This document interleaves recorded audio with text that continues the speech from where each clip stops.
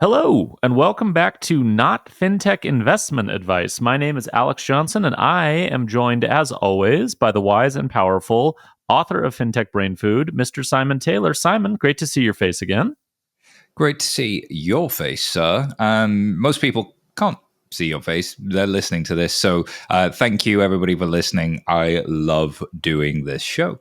I am so glad to hear you say that. We've been doing it for a while now, so I'm happy to hear that you still don't mind spending an hour with me chopping it up on different fintech companies. I feel like one of the things I'm constantly surprised by, Simon, is I kind of think sometimes I'm going to like run out of companies or not be able to find something to talk about. And then like I'm prepping for the show, I'm doing a little research, I'm thinking about different things to do. And I'm like, ooh, I could do this company. I could do this company. Like fintech just gives and gives and gives. There's so many interesting things to talk about. Once you develop your antennae to see them, you start seeing them everywhere. So how do I find 4 fintech companies a week? I just have a little note to myself in my phone, and whenever I see one pop up, I just add it to that list. And you can't unsee them. And what's crazy is like it'll pop up everywhere. It might be somebody's following me on X. I see something on LinkedIn. My Google Reader alerts me to something. I don't know what it is, but it's kind of everywhere. You just need to tweak the antenna. There's so many fintech companies. I'm doing a finger antennae now. He is. Simon's got his antennae up and he's sort of looking for... No, that's exactly what it is. I mean, it's it does take a little while to get the antennae tuned to kind of pick up on the right things. And I will say, like, X is great. There's like a whole fintech community there. There's lots of good like sources for this kind of stuff. I read This Week in Fintech religiously because they do a really great roundup of all the like news. I have absolutely done it where I've had a bad week, a dry week, and I've just gone to TWIF, the This Week in Fintech, and been like, help me out here, Nick.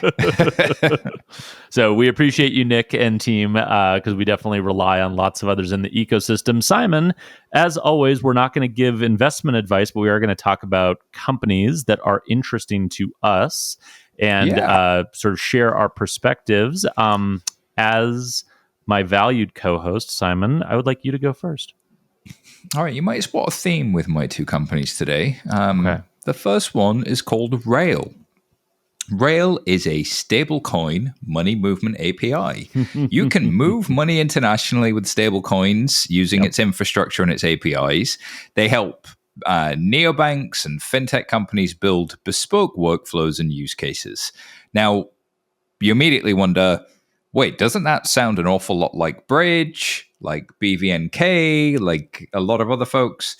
So I asked them, like, well, what makes you guys different? And they said, well, look, we've got 12 partner banks. And if you speak to anybody about building partner banking relationships in cross-border, partner banking is hard. 12 is a big number. in a single country. Now try and do it in 12 different countries.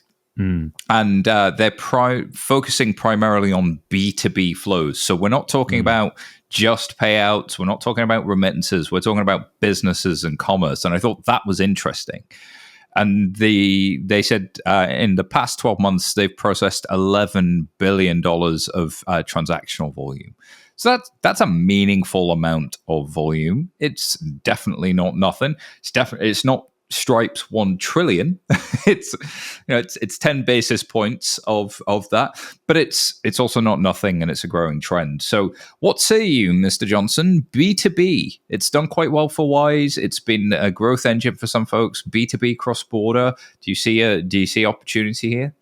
I definitely do. Yeah, I mean, I think that I've probably talked about this in different instances, but like B2B always seems to follow B2C just constantly, right? Like B2B just trails B2C and whatever. Like that weird sidekick. It's just following you around. It really is. Just following you around, and it's like, oh, wow, hey, Robin's back there following Batman. And then like, hey, maybe we should pay more attention to Robin. Like that. It's just B2B is always that way. But what you don't realize because of that dynamic is B2B dwarfs B2C almost always, right? In payments, in treasury management, in banking, like everything.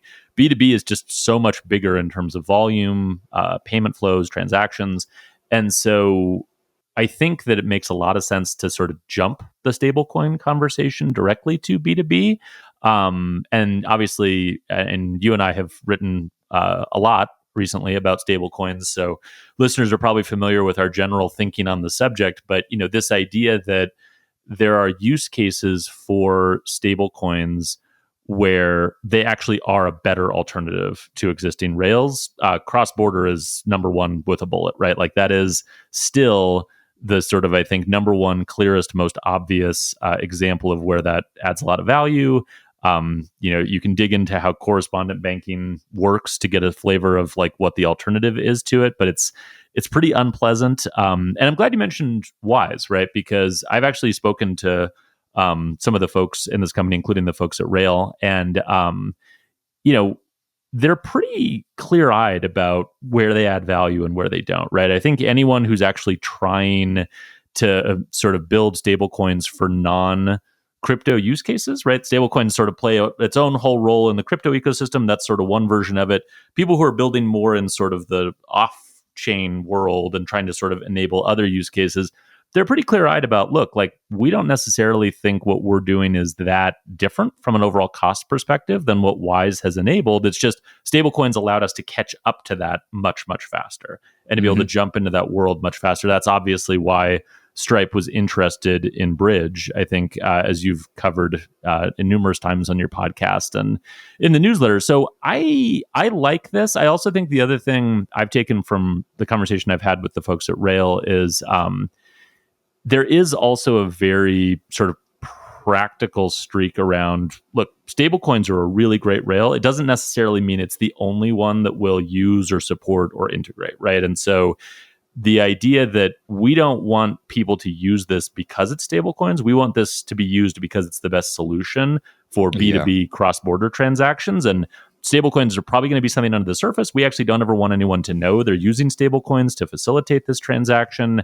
We will use other payment rails or integrate into other systems for last mile type stuff. Like we will just make it work and sort of abstract that complexity away. That's the right attitude to have. Because the other thing, and I've written about this too, that I always get a little suspicious of is when people really like pound their chest and go, we're doing a stablecoin thing. That always seems more like a marketing VC-ish kind of thing than it does like I'm actually trying to build for customers.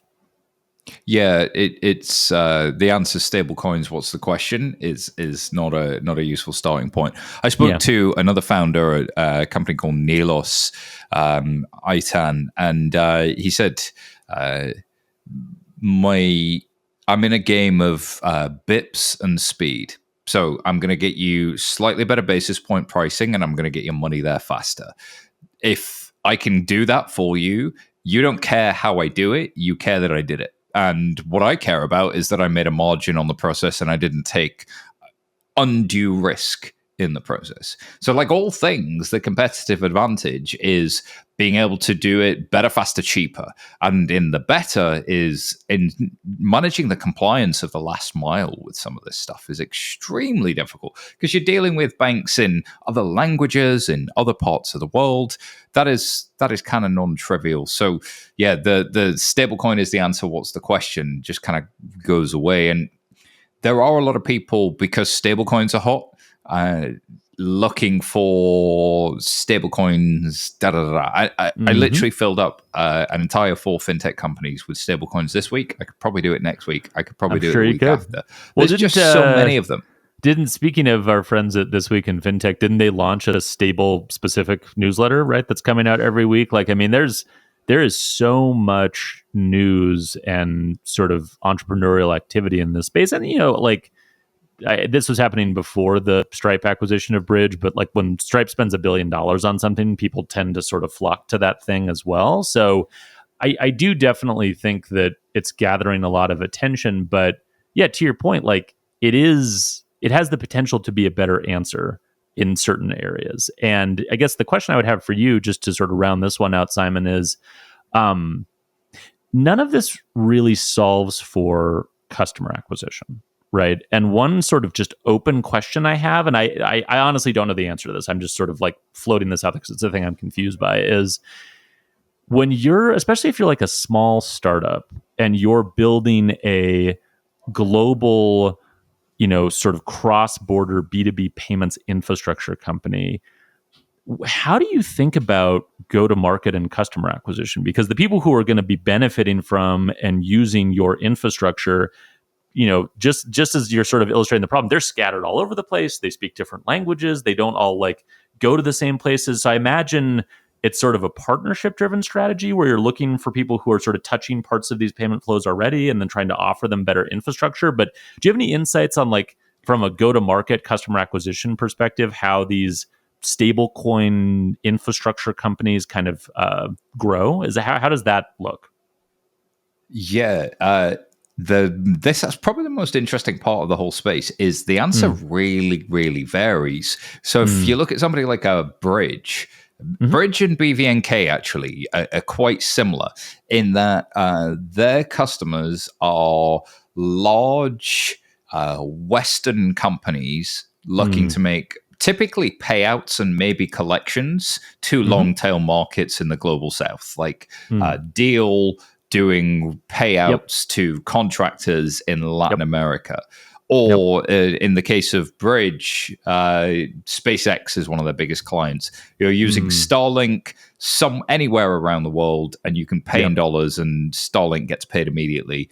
Word is that Starlink is one of Bridge's biggest customers. So by acquiring Bridge, you get Starlink as a customer of Stripe. So there's kind of like some logo synergy there. And if you believe Starlink's going to be big, or the concept of it, then it's really, really powerful. So it's like this big Western company going global. This is the infrastructure for your global payments. But the other model is there's a lot of commerce happening in those markets, period, that wants to come into the West. So if I run an e-commerce store from India, from Brazil, from somewhere else, how do I take payments from the West? And this is where folks like Rail and others in the B2B commerce space are seeing a little bit more activity, which is how do I get those companies? And so they're doing classic sort of targeting, demand generation advertising. It's go find these customers, go work with the local Shopify teams, go work with all of your distribution and channel partners, go do the advertising as you would do if you were selling to SMBs, but just do it in those markets and sell them this ability to make the payments in that particular way. The thing with these guys is they're selling to the people who sell to the last mile. So I'm a neobank in Latin America, and I want to offer my customers the ability to accept payments from around the world. I would work with Rail. So there's like a couple of, it's B2B to B is the way to think about it. Yeah, no, that makes sense. It's fascinating because, as you said, I mean, so many of these new networks that are being developed are new, right? They're cross-border, they're enabled by the internet. And so a lot of the, I think, playbooks for how do you grow this type of business are kind of being written right now, because this type of cross-border commerce just hasn't been feasible at a lower level. Obviously, it's existed for like major corporations for a long time, but as it filters down to like this idea that there could be a small e-commerce shop in Argentina that wants to sell in the US, like that would have been absurd to think about, 30 years ago. And it makes sense today. And like, what's the infrastructure that supports that? All right, Simon, that was great. Thank you for a little more stablecoin education. I appreciate you as always, sir. Can I give you my first company? Please do. I got my notepad ready. I appreciate that. All right. So my first one is Anchor. Anger or anchor? Anchor, like a ship dropping an anchor. Although, I don't know, maybe they're angry. I don't think they're that angry. They seem actually pretty calm and sober and responsible, because what they do, and if Anchor gives you sort of crypto vibes, like, don't worry, like it's not it's not anything having to do with algorithmic stablecoins. It is an integrated platform for small businesses, particularly like services businesses. So think like accounting, bookkeeping, that kind of thing, to do integrated proposals, agreements, invoicing, and payments. So the basic idea is they provide one single end-to-end platform for everything from initial proposals to customers that they're going to work with, all the way through to invoicing and payments. And this is a model that I've seen crop up a couple of places. I was trying to think of the name. You might remember, Simon, but there was a kind of fintech adjacent company that popped up that was getting everyone on Twitter excited, that was like a competitor to DocuSign. Do you remember the name of that company? No, I can't, but I'm Googling it frantically. I know it was the guys at BTV that invested in it, so I'm trying to find who BTV... Simon will find it. It was kind of making the rounds, but it was the same idea of like, instead of having just the one piece, which is like signing a document, why not have the entire workflow end to end be integrated? And, it's fascinating to me because it's kind of, in some senses, an obvious idea, right? Like, why are we just having this one little slice of capability? Why not just bundle all those together? It's more convenient for small businesses in particular. Like, one thing we know about small businesses is they like to have a fully integrated solution where possible, because they don't have a lot of time. They don't want to deal with 35 different SaaS software products. They want to deal with like one or two if they can. So integrating more jobs to be done into one platform makes a lot of sense. But the other thing I was thinking about, because they really push this idea of automation, right? Like, we can enable automated bill payment, automated collections, right? A lot of people don't pay their bookkeeper in a timely fashion, right? Like, those bills don't get closed out quickly. And it's a pain to have to like track down the invoice, go into a different system that you used for the proposal, then send a reminder via email to the client to have to pay their bill. Like, all of that is very sort of annoying and non-integrated.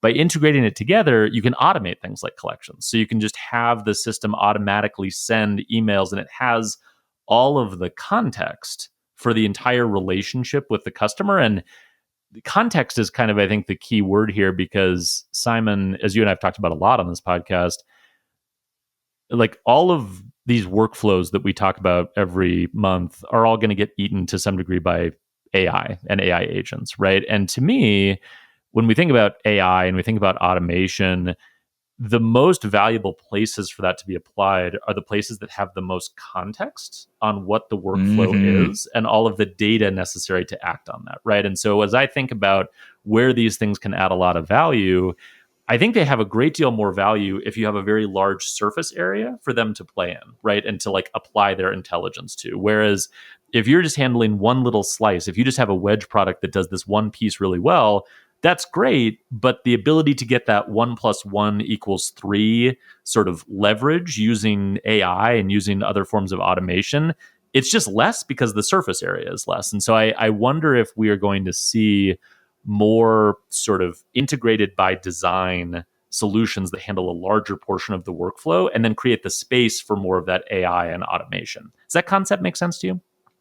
Oh, it completely does. I think the nature of AI naturally lends itself to complex workflows. And for the record, the company you were looking for was agree.com. That's it. Yes, thank you. And so they talk about the same thing. They talk about automating collections. They have customers, happy customers, smiling, giving them recommendations on the page saying, I don't have to chase payments anymore. And it's if DocuSign and Stripe billing had a baby. It really is putting all of those things together. And it just seemed, both of these companies, so Anchor and Agree, both begin with A, but they also have that annoying habit of why didn't this exist before? Like, this was obvious. Why didn't DocuSign do this? And that's the sign of something that's going to become a standard. Like, surely Ramp is going to build this soon. Like, why wouldn't you start there?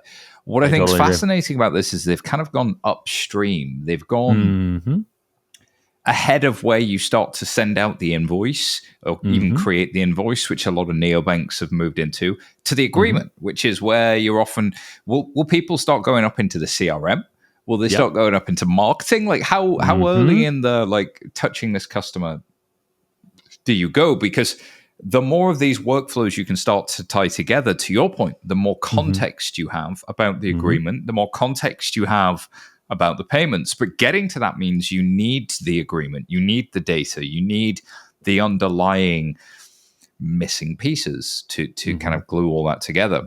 And generative AI is just this great glue when it's packaged well between those workflows, and it can get you some of the way there some of the time. So I don't know if that answered your question, but hopefully it scratched an itch. Yeah, it does. No, I mean, well, first of all, thank you for finding Agree. I knew it had like a simple, elegant name, and I just couldn't remember it. Google failed me. My Google skills failed this show, maybe is a better way of putting it.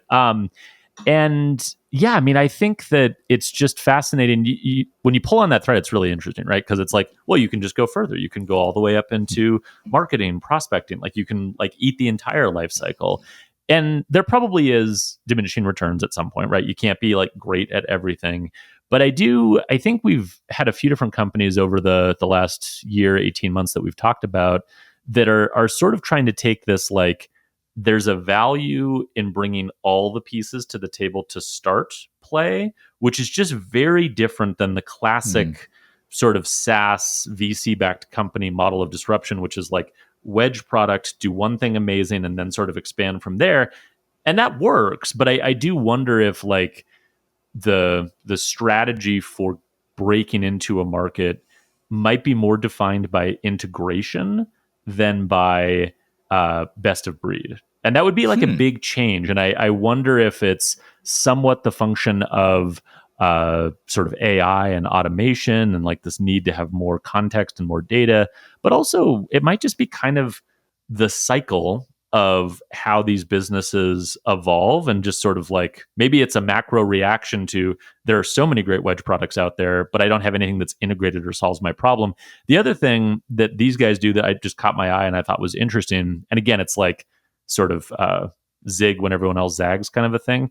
They have a pricing model where they charge a flat $5 fee per transaction. So no subscription to the software, and they don't charge a percentage of the transaction, which is also pretty common in this space. And, you know, I find that fascinating as well, just because I do think that when everyone is sort of trying to play the same game from a pricing perspective or a business model perspective, you can be a breath of fresh air by just doing it differently, right? And sometimes I think we get a little wrapped up in the axle about that, but like, I don't know, I imagine a small business owner who is ultra frustrated because they've sort of honed in on the number of like SaaS subscription fees they pay per month, and being able to say like, we don't do that, we just do this flat $5 fee, we want it to be easy for you to use. Like that's just a different way of kind of positioning your product. So yeah, in a number of ways they seem very sort of counter to a lot of the traditional patterns that you see. Yeah, and if that could be a good thing, it could be a bad thing. Totally. You said there was sort of going after the small businesses, the accountants, and that sort of space. There's a lot of like platforms that already existed where accountants could send you a proposal and billing was baked right into it. But also that is the portal where you submit them all of your tax documents and all of your invoices. These things exist. This is just a slightly neater version of a thing that exists and is kind of janky. So I wonder about this segment. Like, what's their right to win in this segment? And then on the pricing side, that is neat. That is really, really neat because. But I also think the other way of like who's the first best customer for this. So I looked at Agree, right, and on their page, it's often sort of the solopreneur. It's the person who is struggling to chase payments and is overwhelmed by admin. Like this is such a good fit for that person who would have probably been using DocuSign anyway, and then was probably doing something else, and it wasn't kind of ideal, and it didn't quite fit in with their existing Mercury or their Ramp or whatever they have underneath the hoods. But those other two products are either charging you on a like SaaS basis, to your point, or they're taking a percentage of the transaction.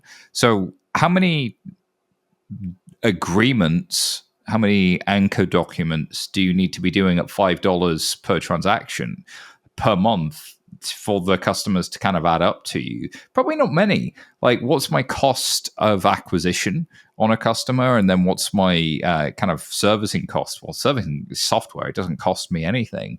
So if they're making 3, 4, 5 transactions really per month as a relatively small business, then they'll be fine. maybe they're signing 10, 20, 30. Then my average revenue per user starts to kind of go up a little bit. Yeah. But what was I making on a per seat model or on a monthly model? Was I making $60 a month? So I don't know where this nets out. I'd love to kind of model that out and see what the pricing kind of plays with. It's fascinating. They must have done that, but I'm sure they have. Yeah, I mean it's fascinating. Like the pricing thing, I'm always just fascinated by because my general theory of pricing is that pretty much every model nets out to roughly the same, and a lot of times it's more the psychology of how you position it. Yeah, and I wonder if for these kind of smaller service-based businesses, if they're just like really sick of the sort of dominant pricing model, and this is a way to sort of counterposition it, even though if you model it out, it kind of roughly comes out to be about the same. I wonder if there's sort of a psychology element to it. But yeah, I mean, it's a good point about kind of right to win. The other thing I wonder about in this space, and I think about this all the time, is, you have Ramp, you have Mercury, you have Agree, you have all of these like great platforms that do versions of different things. And obviously they can kind of copy each other, and they do a lot.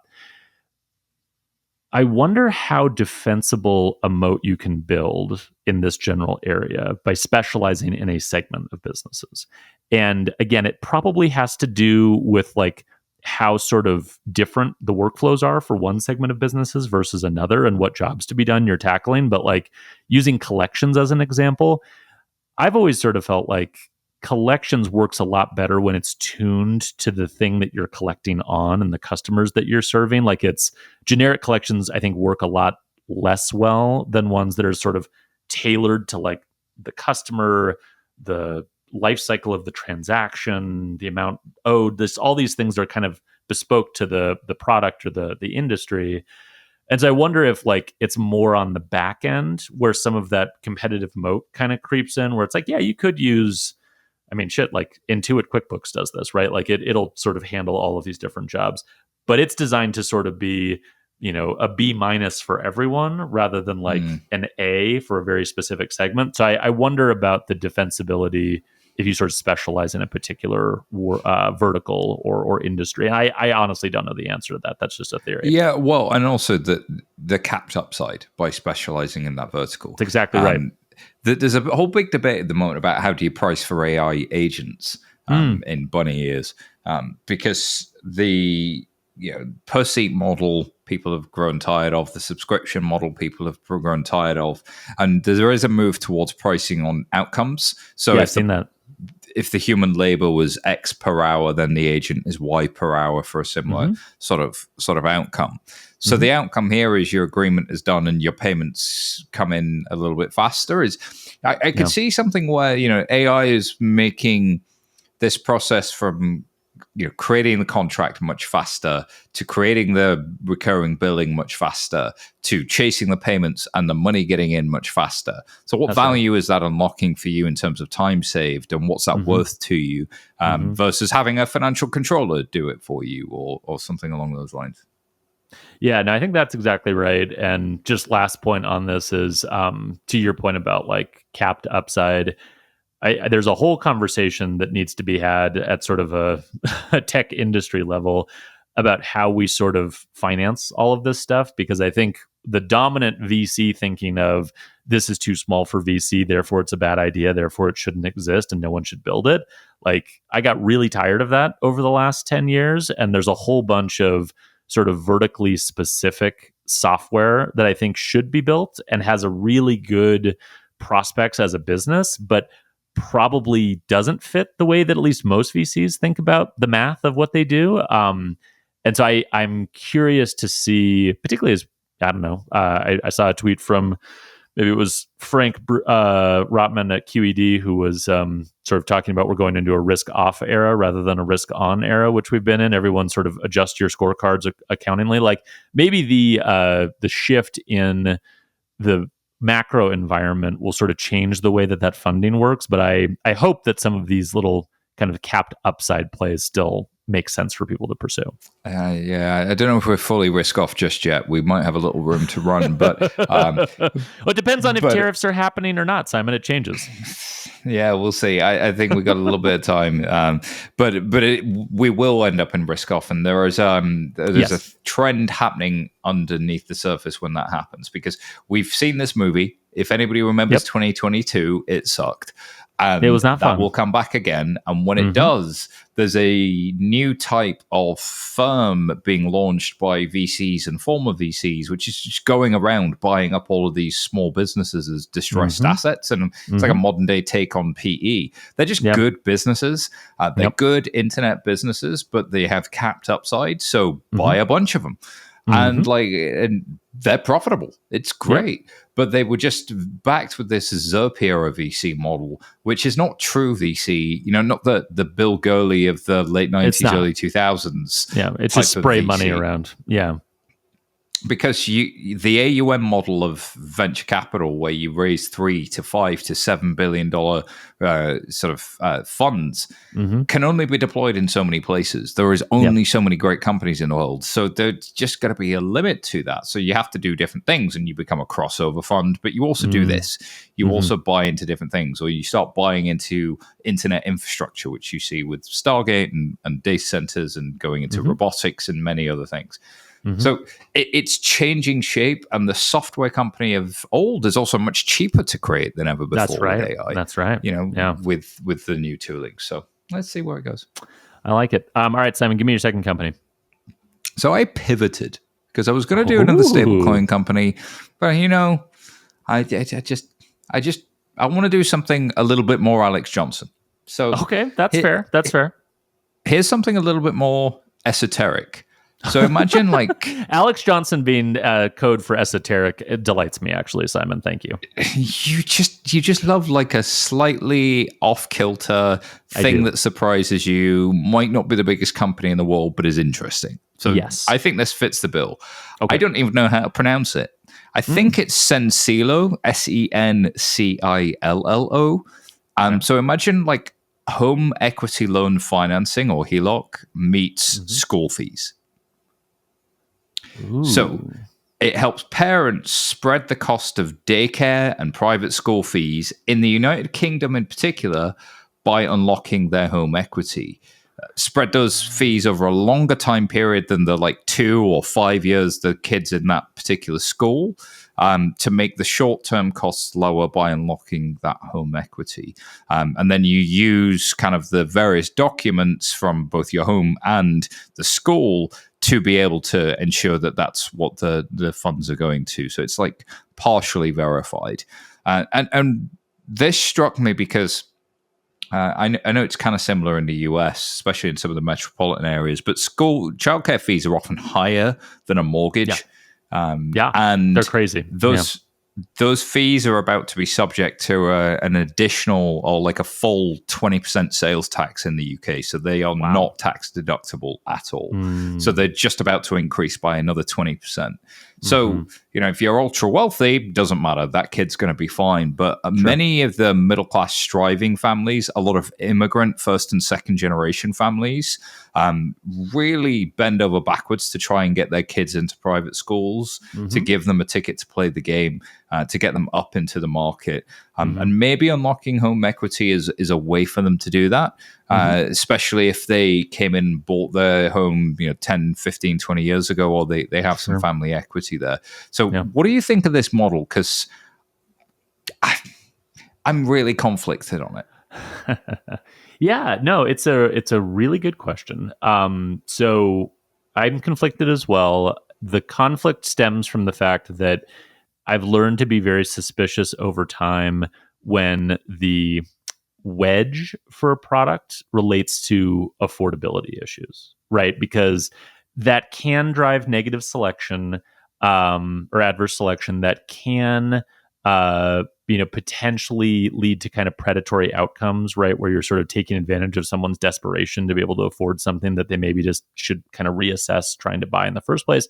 So affordability as a driver of the product, that would be more of my concern comes from. Having said that, it's definitely a problem, right? I think childcare costs everywhere in the developed world are just like going up and up and up.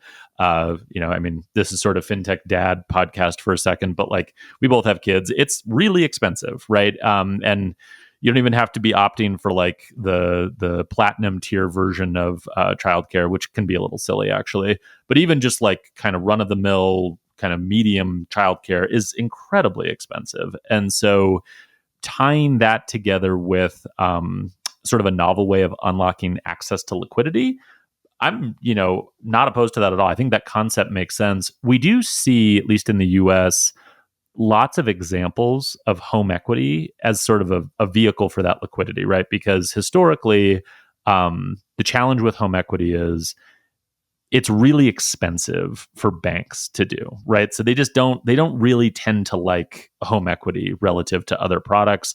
Depending on what the mortgage market is doing and where interest rates are, it'll sort of unlock these little windows where HELOC is a good business. But in general, it's not like a durable thing that banks like to do, just because it's really expensive. There's a lot of sort of underwriting costs that go into making sure like you have a good understanding of the actual value of the home, confirming all of the details. It's expensive like mortgage, but it doesn't have the same sort of upside and sort of infrastructure wrapped around it. So home equity is generally annoying to banks, which has created an opportunity for fintech companies to come in and say, look, we can apply technology to make the process of doing the home equity origination much faster and lower cost. And so like we have Avon Card in the US, which is like a home equity backed kind of credit card. So it's like another way to tap into home equity liquidity and use that for spending. This is going a step further, which is kind of interesting to me.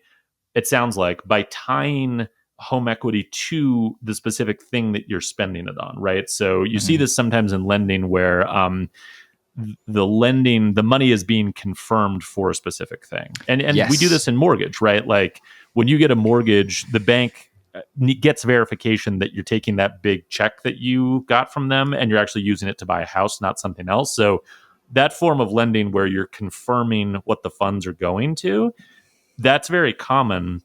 Applying that model to different costs like childcare and being able to sort of, it sounds like this platform handles the documentation from the childcare provider and like verifying that and making sure like the ability to tie those things together from a lender's perspective, that gives you more comfort, right? Because you have a better sense of what people are spending it on, and you can sort of underwrite the risk of that differently than if it's just, hey, I want to tap into my home equity line to go have fun. Like, you don't know what they're going to spend that on, and that might be sort of a greater kind of adverse selection and risk that you're dealing with. So I would say I like the combination of tying sort of a category of expense in a confirmed way to the loan. And I like being able to tie home equity, which I think is something that those middle-class strivers that you're mentioning sort of are more likely to have, to that expense and making that sort of more automated.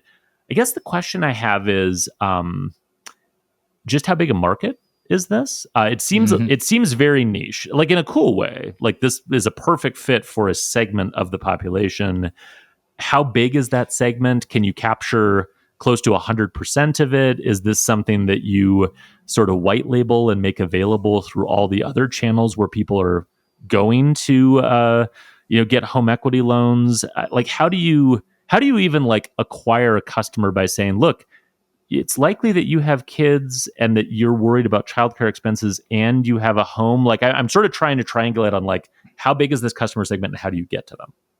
Yeah, and the distribution side of it is fascinating because it feels like they're doing hand-to-hand combat if you look at their website, which would be not necessarily scalable, especially in the United Kingdom, which, sort of 70 million population, 34 million working adults, of which about sort of what you could probably reasonably put about 5 million in the sort of would send their kids to private school, has home equity. Like it's not a massive market.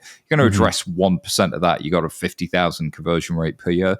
Like it's, even if you do the some whatever analysis, it's not massive. But if you flip the distribution around working with the schools themselves and it being a financing option that the schools could give to the parents, then it becomes a way to get into the school to deal with this new, because the timing here is key. You've got this sudden tax hike, and how do you deal with the tax hike? A lot of the schools are trying to smooth out their fees over multiple years so that if you had a kid already in year one, you're not worried about year 2, year 3. They're gradually increasing the fees and smoothing it out for those parents. And they're taking some of the hit on that from their previous year's profitability.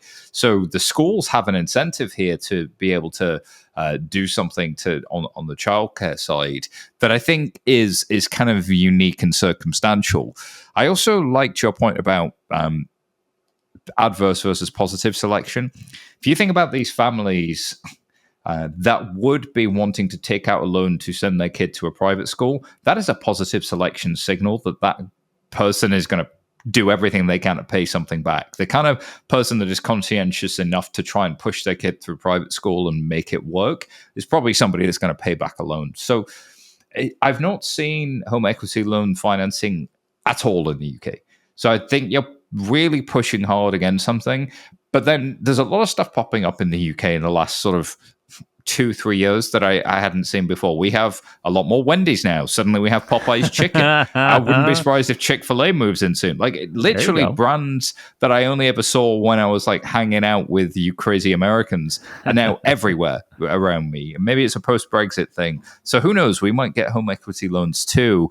And I guess it's sort of, I'll come onto it in manifesting a little bit more, but it speaks to a point that I have more broadly, which is it's just too damn expensive for childcare, and I want to get creative for solutions. Yeah, no, I think that's totally fair. I mean, it's funny the idea that you're just sort of importing all of our cool ideas like Chick-fil-A and home equity lines of credit. I mean, let's get into more debt and get fat. Love it. Yeah, no, I mean, like, join us. It's awesome.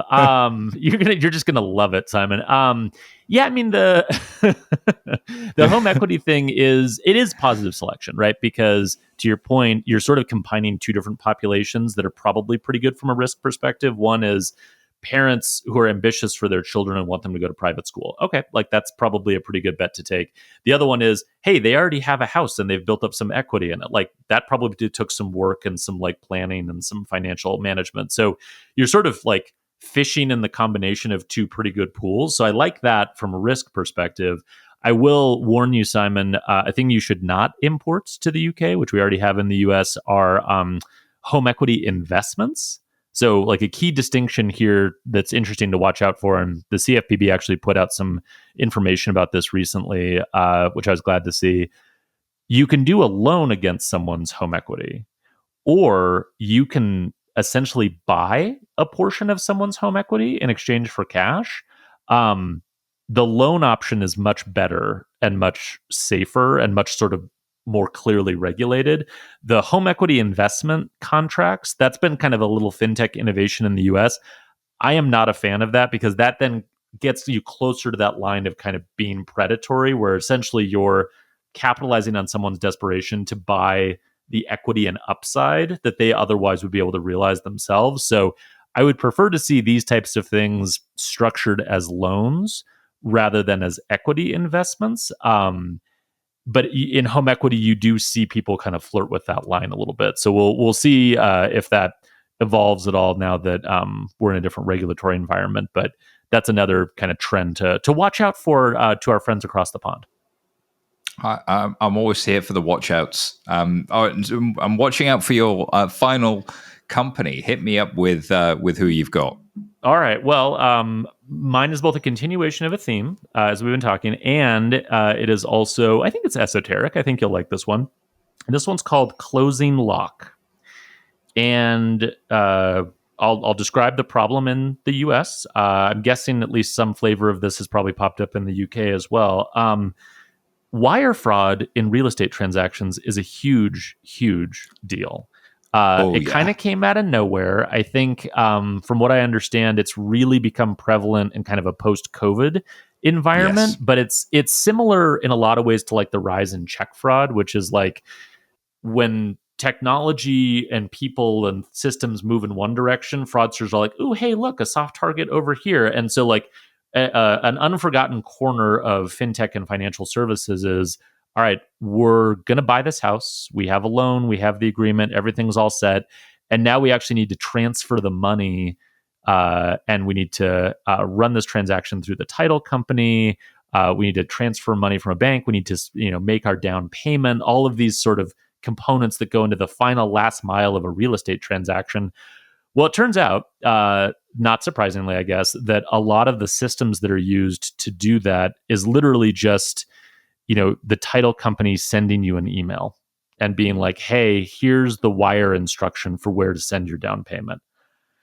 I did this actually, multiple houses that I've bought over time. I don't know multiple houses, but as I've bought a house, sold a house, bought a new house. Your monopoly kingpin property empire. Right. I don't want it to sound like that. It's not nearly as fancy as that. But in the few times I've dealt with the real estate market, not that long ago, actually, I did this exact thing, right? Like they would send me wire instructions via unsecured email. And I'm just like, okay, here's my, wire for, whatever, $80,000, like enjoy.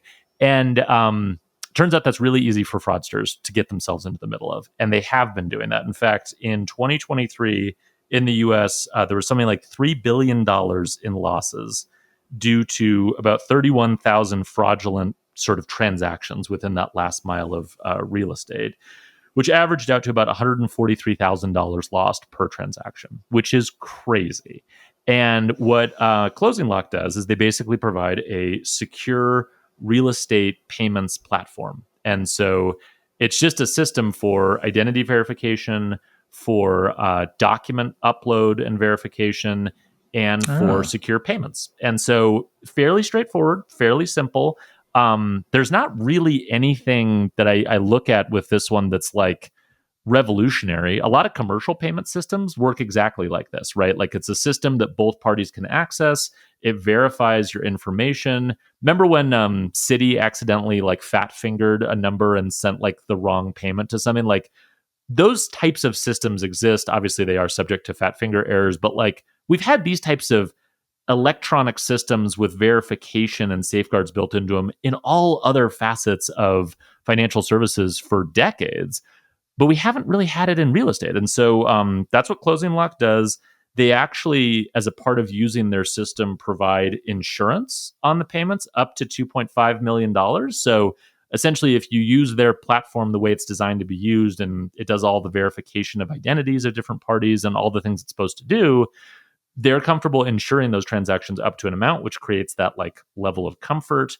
Apparently they have pretty established partnerships with large banks like JP Morgan Chase. So I don't know, Simon, this struck me again, kind of like the Anchor Agree one is like, why didn't this exist before? This makes a lot of sense. ClosingLock seems to have sort of gotten itself. They just raised a Series B. So they're sort of in a position, I think, to capture a large part of this market. But it's a good reminder to me that there are just these like corners of financial services still in 2025 that work in the most like unsecure, unsafe, you would never design it in a million years if you were designing it this way thing. And we just sort of live with the risks when we don't have to. I think that's fascinating. Wire fraud is spiking. We see that at Sardine, and there's a bunch of good things that everybody should be doing to prevent wire fraud, which is like try and look at every signal before the transaction. Try and validate the receiving account through something like Sonar to see if that recipient has any history of being negative, and account verification and validation and all of that kind of good stuff. You should do those things, and you should continue to do those things, because you're still going to have wires that are not for real estate transactions. 100%. Yeah. But frankly, wires, because they're such an ancient payment system.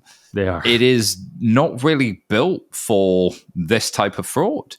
It's not really good. It is simply an instruction to move value. Like that's all it does, and it does it incredibly well. And you can move very large value, and it's very widely accepted, and it gets there near instantly. It's phenomenal, but that's extremely dangerous, and the fraudsters know this, and they've become highly targeted. There was an entire, I think it was a Forbes piece I saw on a criminal cartel. I think they were from Mexico, but there are many locations for cartels to be from that were targeting specifically real estate transactions. Yeah, and this was their entire revenue for this one particular cartel to fund their local drug trade was in fact coming from this this mechanism. So it is a massive issue. When you mentioned ClosingLock, I thought that all it was going to be was escrow. That people were going to do some validation either side of it. Maybe AI was going to do some validation of the documents and the accounts and whatever else. And then it was going to just escrow the funds and then move it when everybody was really, really sure and make sure it was going to the right place.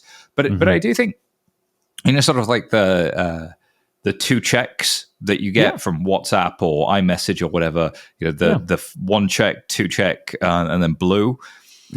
That's sort of what the payment system needs more generally. Why isn't that sort of something that's baked into everything?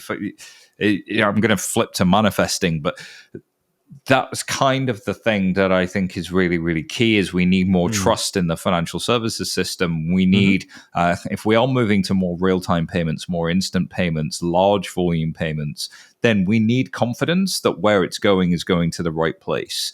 Yep, you've sent it. Yep, it's going to the right place. Okay, transaction done. It's those 3 steps that are not baked into these legacy payment rails, but maybe with open banking, maybe with some of the data we can share, we could do something along those lines. Because this is just such a massive issue. So they've hit Series B. They're starting to gain traction.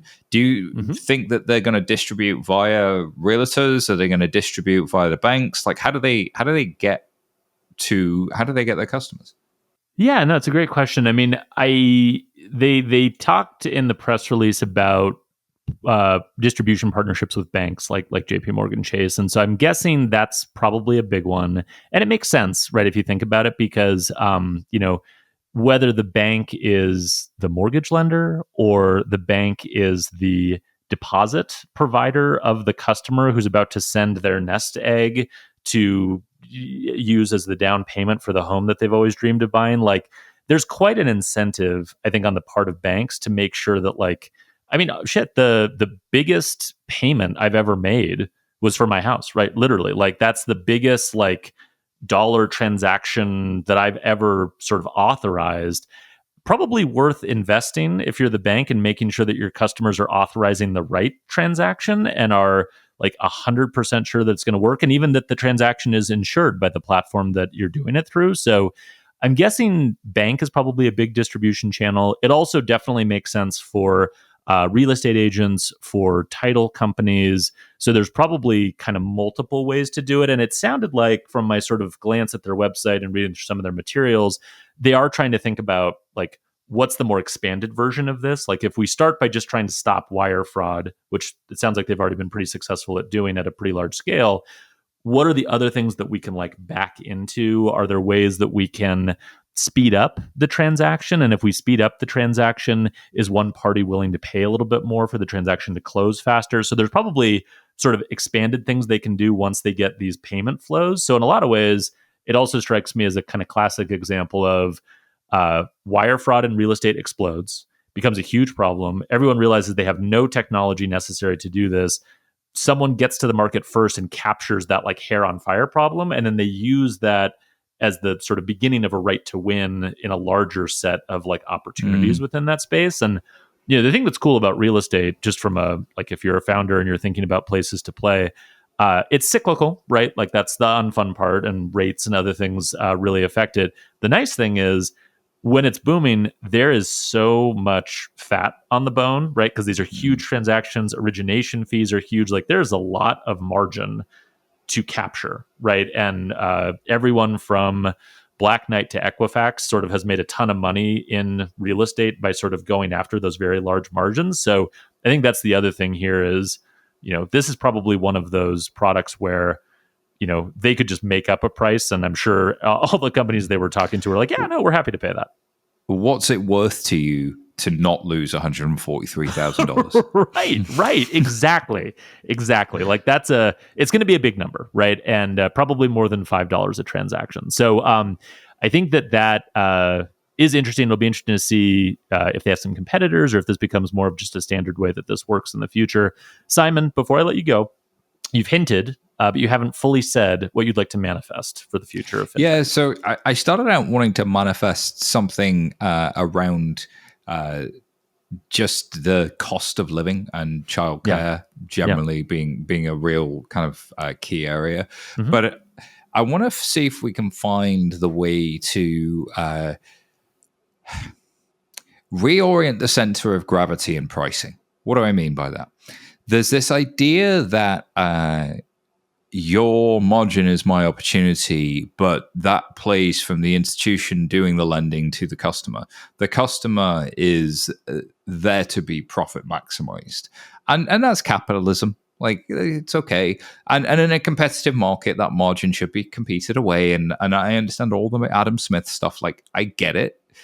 But still, most of the margin and revenue in lending comes from breakage. It comes from people not doing the smart thing. However, with wallets, with AI potentially, we are potentially seeing that role reverse where the intelligence sits on the consumer side, or at least a lot more intelligence sits on the consumer side. So your pricing starts to need to change, but also your access to data potentially changes, because if there is something sitting in my mobile device that can see everything I can see, then it could potentially help you price risk a lot differently, because what's the core issue with lending? It's information asymmetry. And how do I close some of that information asymmetry? By changing the perspective from the person doing the borrowing is able to potentially give an algorithm that is underwriting a lot more information and a lot more intention, without necessarily sharing things that are, need to be blind or can't be seen for regulatory reasons or whatever else. So can we have a more competitive lending market by sharing more data, by changing where the algorithm moves, by moving it onto the device a little bit more? I'm manifesting something really crazy. There's probably a bunch of reasons why it's not possible, but those are my favorite ideas. No, I like that. I'm just going to build on yours, Simon, because I like this one. I've spent a lot of time thinking about it. So let me double down on manifesting that for a second. I absolutely think that can and should exist, right? And so, like, I guess the sort of key challenge I have with lending is that, to your point, profitability depends on, to a certain extent, kind of screwing the customer to the extent that you can get away with it. And that pricing model is just not going to be viable in the future, right? And I'm not saying it's like a horrible thing. It's kind of capitalism, to your point. Like, I'm an adult. I realize how the world works. It's fine. The thing I want, like, lenders and financial services companies to take away, though, is AI and technology is going to break that model, right? Like the only reason you're able to get away with these things is because customers don't have a lot of time, and they don't have the energy and resources to fight you or to do the best due diligence and shop around for the best deal.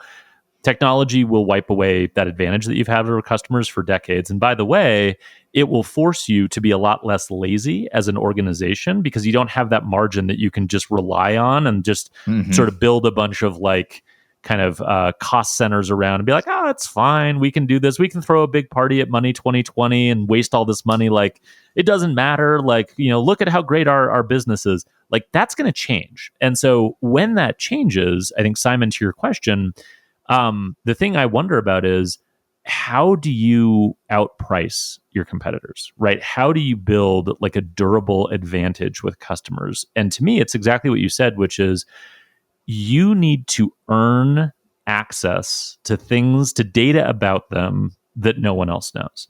And that is a function of trust. That is a function of sort of a holistic value that you provide as a brand to that customer beyond the loan, right? Like, the dirty secret of lending is customers don't care who they get a loan from, right? Like, that's just, like, they want a loan to get a thing. They don't care where it comes from or who it is.